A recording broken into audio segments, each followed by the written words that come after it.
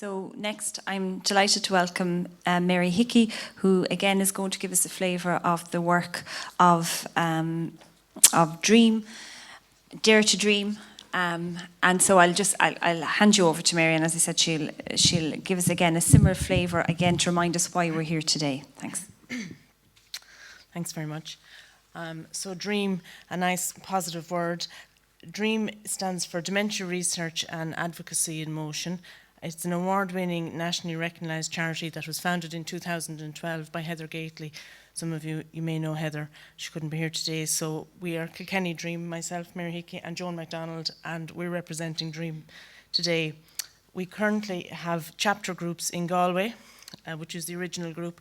Kilkenny, Tipperary have just started one, and there will be future ones opening in 2016, other places in the country. I think Westmeath is next. Our goals focus on empowerment. Sorry, that's what it stands for. So it stands for Dementia Research, Education and Advocacy in Bouncing Motion. So the goals focus on empowerment, engagement, support and information for people living in the early stages of dementia or on the pathway to diagnosis. Historically, the role of people living with dementia in Ireland was passive and non-existent. Traditional services and information and emotional support were aimed at families and carers of people living with dementia rather than the individuals themselves. So DREAM wanted to provide a forum where we solely address the personhood of the illness. The research has shown us that people living with dementia were unable to get information or receive emotional support when it was first needed. And this at the beginning then would dampen their efforts to source information and support later on in the progression of their condition. Our members can create opportunities for tangible communication, stimulate conversations and support one another where they feel a sense of pride and belonging to the group. Helping their fellow travellers on this journey by providing shared experiences, triumphs and tribulations, and how to rise above the difficult times, of which there are many. The feeling of give and take from the group allows them to share in a reciprocal relationship, opposed to care being provided to them or for them, as they're driving it. Members participate by providing meaningful contribution to their individual groups and beyond the borders of their group. Some of them have spoken publicly at engagements about their experience of living with dementia.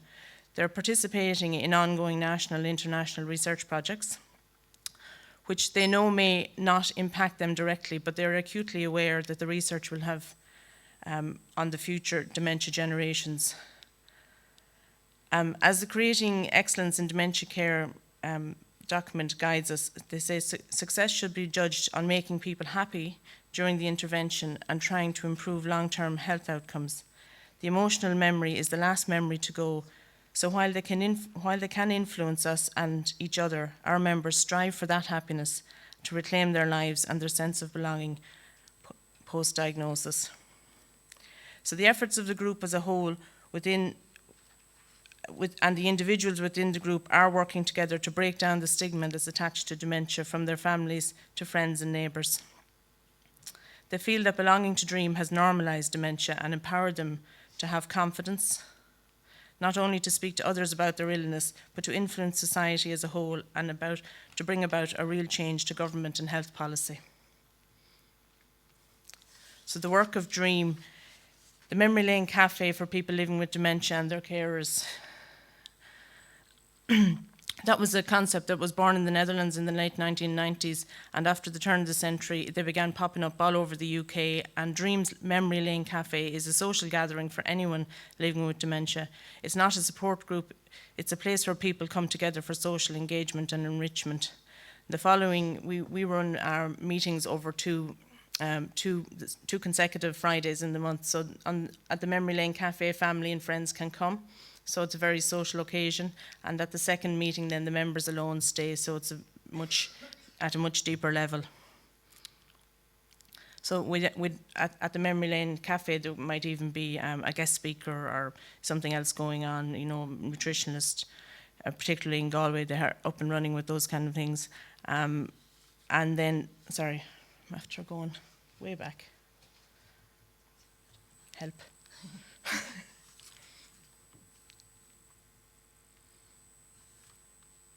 There we go. Okay. So the members only meeting then is an exclusive support group for people living in the early stages. That's on the second week. There's additional social activities. All services are offered free, and we fundraise for paying our, as I say, our rent or the things that we need to buy to make it happen. We're part of Galway Dementia Network, part of the Dementia Friendly Community Initiative, and down at the end there, the part of the National Irish Dementia Working Group. In Kilkenny, we have 12 members, and they're aged from 55 to 80 years, 6 men and 6 women. And their plans are that they're involved in redesigning the DREAM literature. They plan their outings and trips and where they're going. And as I'm told often, don't worry about it, we all have the free travel. So it doesn't matter. They all, to use what's available to them. They're addressing subjects like future planning, and power of attorney is often discussed, healthcare directives. There's lots of fun. There's occasional tears, as you can imagine. And because Joan and I are connected, sorry, now I'm in the red light district. Joan and I started Kilkenny DREAM. It was born out of Kilkenny Memory Clinic. So we are able to link people into other services, even though we're in DREAM as volunteers. So I'm working with Galway and DREAM. We opened in 2014. Okay, so that's basically DREAM in a nutshell, and there's some lovely pictures. That's Heather there in the top 2 pictures. Okay, thanks very much for your time.